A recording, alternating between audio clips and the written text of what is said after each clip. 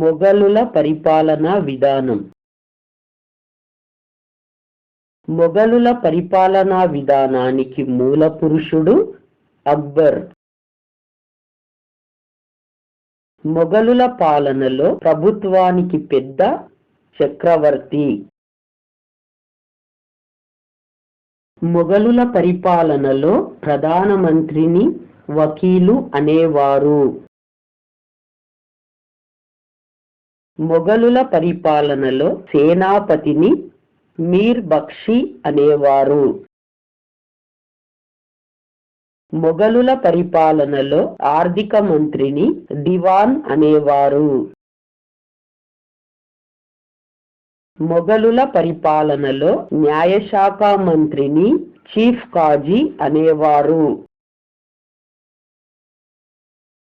మొఘలుల పరిపాలనలో అంతఃపుర అధికారిని మీర్ సమాన్ అనేవారు. మొఘలుల పరిపాలనలో మతాధికారిని చీఫ్ సదర్ అనేవారు. మొఘలుల పరిపాలనలో రాజభవనం కోటల నిర్వహణాధికారిని డరోగా ఈ టాప్ ఖాన్ అనేవారు. పరిపాలనలో అక్బర్ ఉలేమాలకు చోటివ్వలేదు.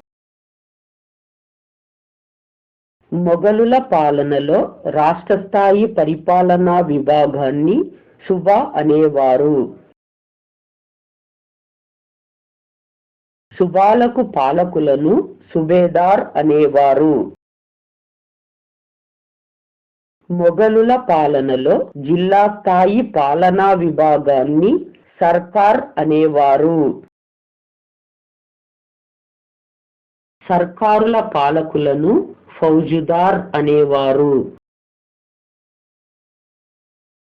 సర్కారుల పాలనలో ఫౌజుదారులకు సహాయకులు అమన్ గుజార్, ఖజానాదార్. మొఘలుల పాలనలో తాలూకా స్థాయి పరిపాలనా విభాగాన్ని పరగన లేదా మహల్ అనేవారు. పరగనా పాలకులను షిక్దార్ అనేవారు.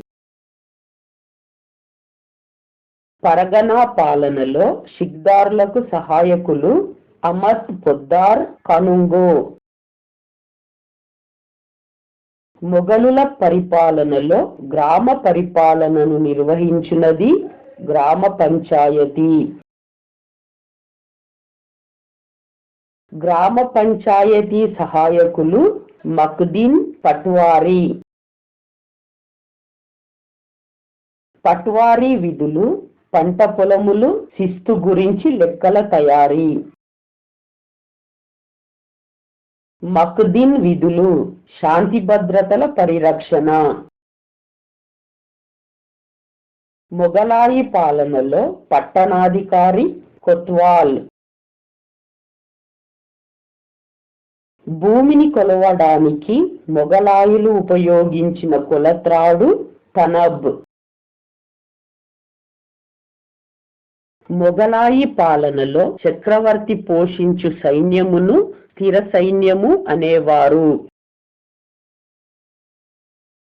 మొఘలాయిల సైనిక విధానం మున్సబుదారి విధానం.